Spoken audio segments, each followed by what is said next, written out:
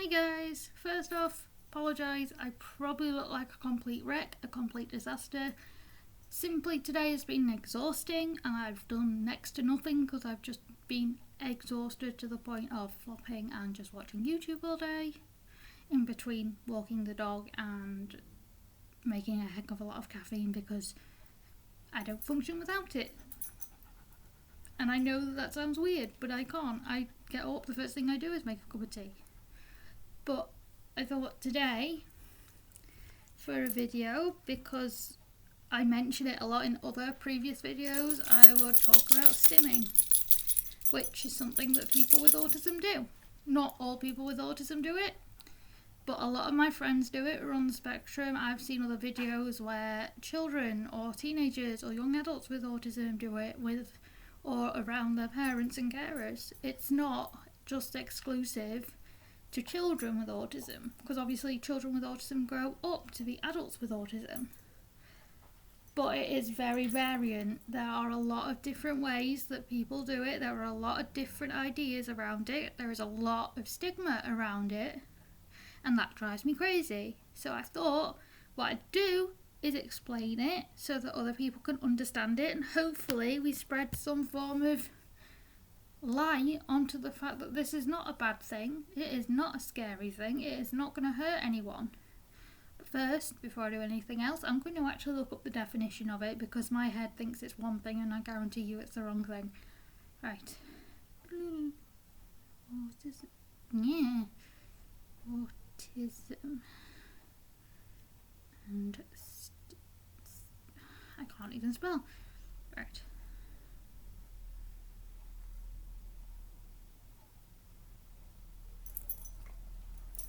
Okay, right, I don't understand the first thing, and I think that's because this is an American definition, but it's the same thing in England anyway.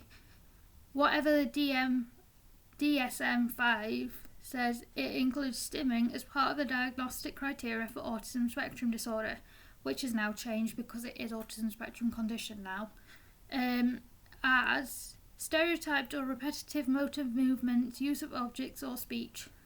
It also says symptoms called clinically significant impairment in social, occupational or other important features of current functioning. So, realistically, it's a bit like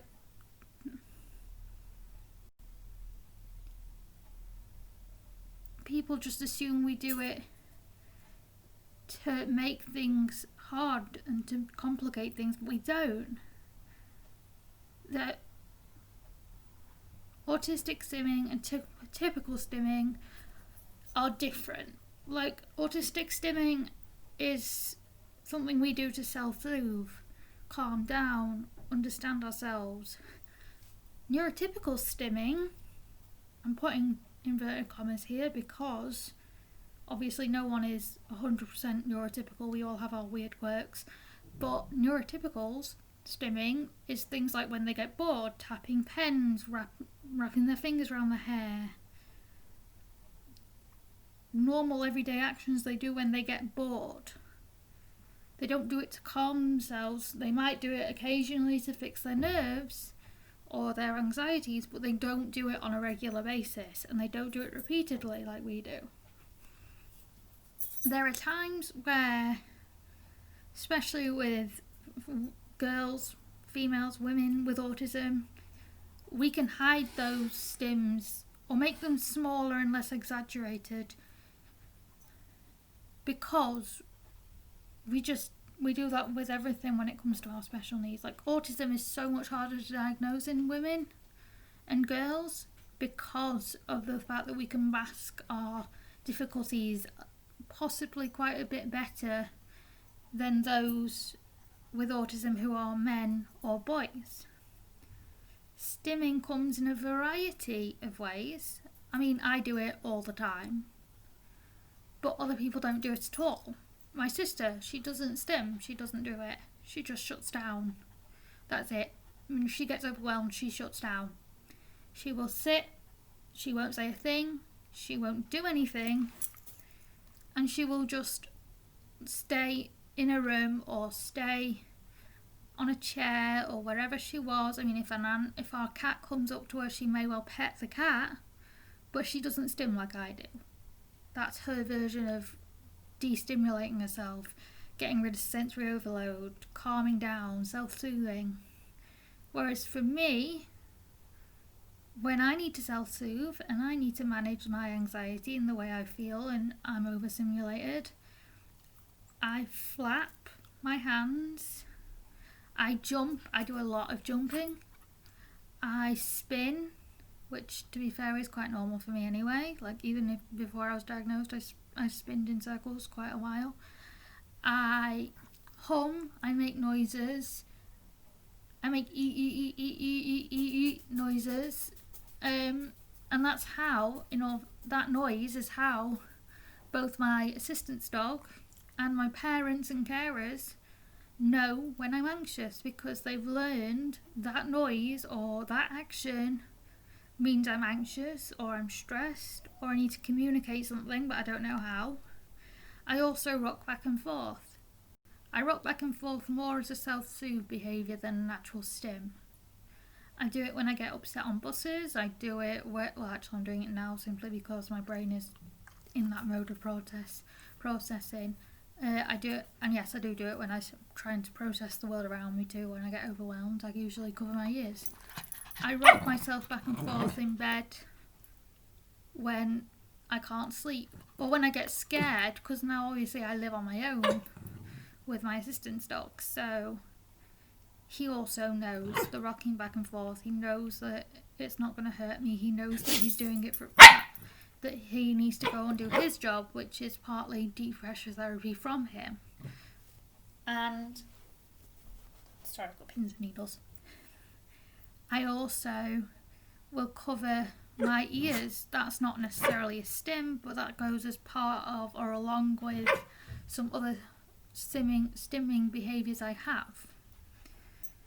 When it comes to people who aren't autistic and say that they stim, there are times where I want to say, well, actually, no, you really don't. You're just bored because you don't do it for a specific reason. Well, I guess boredom is a specific reason, but you don't do it because of a specific reason. You do it because you choose to do it at that time. You are bored, or you want to not listen to someone, or you don't want to do something. That's why you do it. You don't do it because you're overwhelmed, or to self-soothe, or to look after yourself, or to make sure that you can then complete the task or process information. You do it because you are bored, because you don't want to be where you are, or because you can't do what you want to do. You do it because of those reasonings. Like if someone's in a meeting and they get bored, regardless of what the meeting's about, if they don't like it or they're bored, I've seen people twirl their hair in their fingers, or around their finger I should say. I've seen them do that and tap pens on tables. It's not out of the ordinary in the office world or the adult world, really. It's just not realistically called stimming because it's just boredom. You just sit there because you're bored and because you're having to listen and pay attention. Whereas we do it, and often with me, I do it while listening because it helps me to concentrate, or it helps me to think things through before I respond to a question or a piece of information given to me. I've had a lot of people over the past couple of months, couple of weeks, years, however long, asking me, well, not just me, but ask my parents, ask my sister, ask my family, can you get her to stop? Why does she do it? When will it stop? Can you control it? Those kind of questions, which is fine. I mean, by all means, ask questions if you've got them. Just make them respectful and kind and discreet if you're going to try and be rude, because we will still do it. We can still hear you. That's not going to change. Do not stop it. Do not suppress the stim, because it is something we need to do. It's not a choice. It isn't something we do to annoy people. We're not going to hurt anyone. We do it for ourselves. We won't hurt anyone. We're not going to destroy anyone. We're not going to do anything of the sort. All we're going to do is do what helps us at that moment in time. By all means, help us to understand a more appropriate place to do a stim. Say if one of the stims is loud noises. Like me, I make an ee noise, and my parents and my sister, they've gotten used to it. But if we were in a restaurant and it was loud and I was going to stim, my parents have learned very, very fast. You need your ear defenders. And now I've got my assistant's dog. That helps immensely with me, like trying to be more appropriate in restaurants. I mean, yes, I've been in restaurants before where they've asked us to stop. They've asked me to stop and I've not responded because I can't talk to strangers I don't know. And my mum's actually explained that I'm autistic, and you still get a whole heap of, but she shouldn't be doing this in the shops, or she shouldn't be doing this in the restaurants. So my parents have learned from previous experience that it's important that we get taught appropriate places to do a stim, or more appropriate places where if it can't be stopped, we can then go, look, go here, or do this one instead. Like when I stop making that noise, I flap, or I cover my ears and rock back and forth, because I'm not disturbing anyone then, and I'm not scaring anyone. I'm not gonna confuse people even more by the noise, and they're not gonna get frustrated because I don't know how loud I'm being. I actually can't hear anyone. Like, I can't hear myself, so that's only exclusive to me though. That's not the same with every other person with autism, whereas everyone with autism to some extent will stim and just not know it. I mean, if you're going to sit there and try and take our stims away, you're going to make things difficult and more and more difficult for us, really, because we don't do it to be a bad person. We don't do it to hurt anyone or attack anyone. We do it to keep ourselves safe and calm and able to process the world around us. The only thing I can think of where you'd have to change it and you'd have to try and stop it and get in between it would be if it was self-interest behaviour. Now, a lot of people with autism, myself included, do it or have done it in the past to help them. I guess it's not really helping, to be fair, but it's we do it more out of frustration and more out of anger and more out of, I don't know how to communicate what I want to say, or I don't know what I'm doing, I just need this to stop because I can't verbally explain. So that is something you would need to stop. That is something you would need to say, look, no, do this instead, or go and get a sensory toy for us if that's something you're interested in, or teach us a different way of coping with that emotion. I self-harmed for years, not just because of being frustrated or overwhelmed, but also because of my past, because of the fact that I was abused and neglected and put in care, and because of the fact that I had so many emotions I couldn't figure out. It helped me to cope with it, along with the stimming that I did. Now, obviously, if you're self-harming, one, you've got other things you can probably do to stop that, and two, go get professional help. Please, if your child, regardless of if they're autistic or on another level with autism, get them help. I know it sounds scary, I know self-interest behaviours aren't the greatest, and I know that it's how they cope, but at the same time, that is dangerous.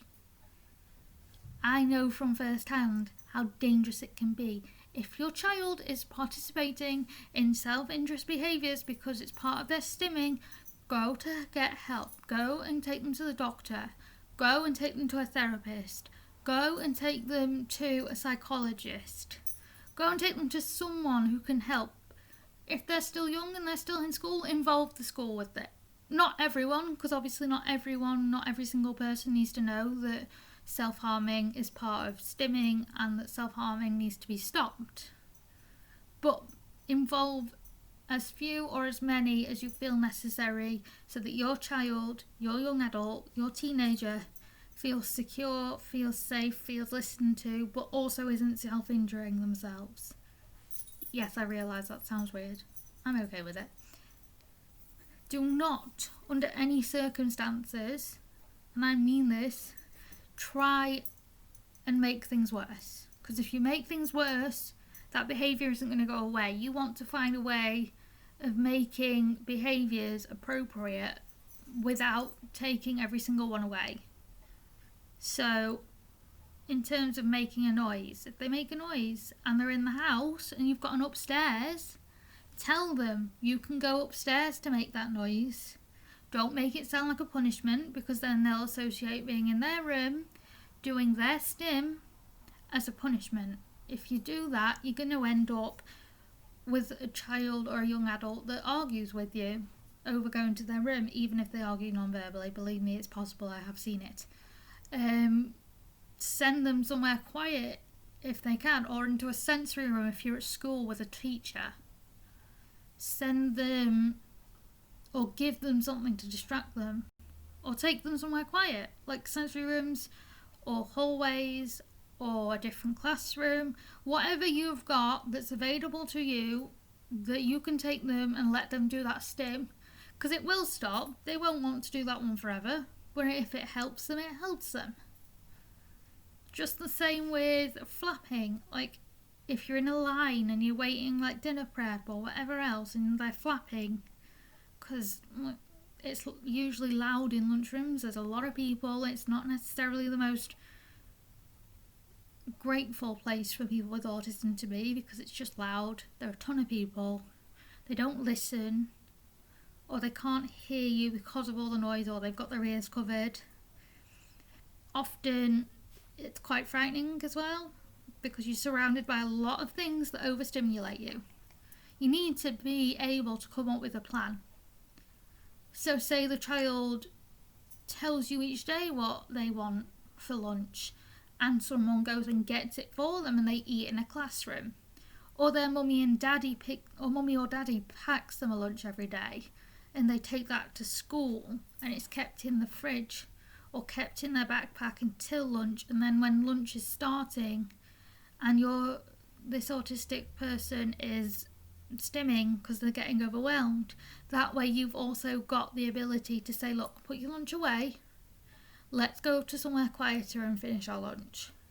It may mean a little bit of a rejig of who's there, what's there, when's there, and all the things, but at the same time you will notice an improvement if you're able to put accommodations in place for a stim, even if it's at lunch, even if it's at break time, or if it's during work time. If you can put a replacement or adjustments or accommodations in, you've got a better performing person, because they're still able to do what helps them to process the world around them. I've seen it, I do it myself, I have always stimmed. There are things that I will continue to do even now, and I turn 27 this year. Yes, there are some you do want to watch out for, especially flapping, because you could hurt someone.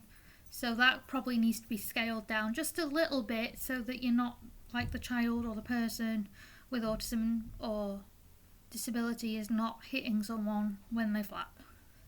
Spinning in circles is another one. You don't want them doing that in the corridors or going to or waiting for someone or in a classroom, because you could get hurt. So they need to find or be taught an appropriate place to do it, or an appropriate distraction and thought process to get out of that headspace and be able to do something else that calms them instead of spinning around in circles. Because while that is okay, because they're not hurting anyone and they're not hurting themselves, they could potentially be in danger because they are spinning in circles, and there could be things around like chairs or tables or clothing to trip over, especially if they're not as coordinated as other people. Like, I'm certainly not. I still twirl around, I fall over all the time. I did at school too, whereas my sister, she's balanced, she does she can spin around in circles and not knock into anything. I always do. Constantly knock into everything and anything, and it's just like, this is why I wait until I get home again to spin, because I know there's nothing there that's going to hurt me. There's nothing there that's going to be tripped over or pulled over or hit me on the head when I'm spinning. I mean, when it comes to stimming, a lot of the time, 90% of the time, it's about self-regulation. Especially when they can't always process the world around them properly. Like, self-regulation is calming. Self-regulating stimming is security blanket. It is calming. It is soothing. And it's just as calming regardless of where we are.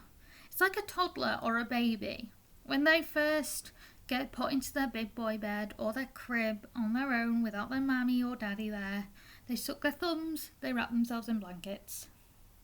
It's basically a more grown-up version of that. Give or take maybe a couple of less minutes.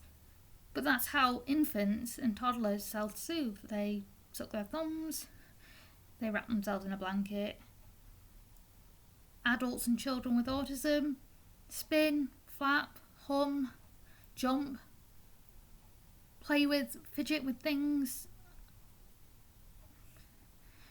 and loads of different things to help calm themselves down, like rocking back and forth as well. Like, they do that to calm themselves, or to regulate emotions, or to self-soothe and process the world. It's not a toy.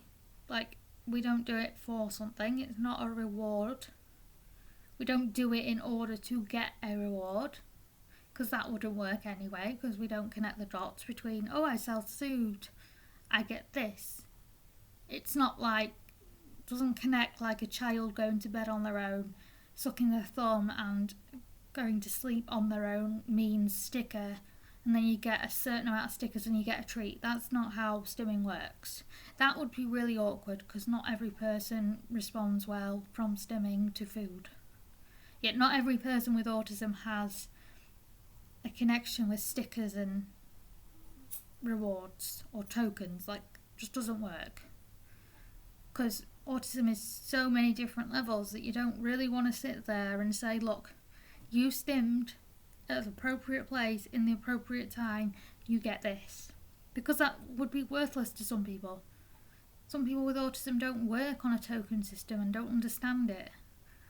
Or don't understand first then next type of levels, or 1, 2, 3 at all. Like, it totally depends on a person's developmental abilities, cognitive abilities, and their understanding of things. Like, it doesn't just go away. I mean, stimming is never going to go away, but people aren't always going to understand that stimming appropriately gives them a reward.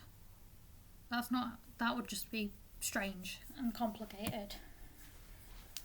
But whatever you do, please do not stop it. Do not make them stop the stim. It helps us to function. We don't do it to hurt anyone. We don't do it to upset anyone. We don't do it to break anything or do anything like that on purpose. We're just trying to keep ourselves calm. Please do not stop it. Right, I think that is everything I've got to say on the topic of stimming. If you've got questions, please ask. I'd rather answer them than you be sat there confused. I'm now going to go and fetch my assistant's dog, who is sat on my pyjamas before he eats them. Bye, guys!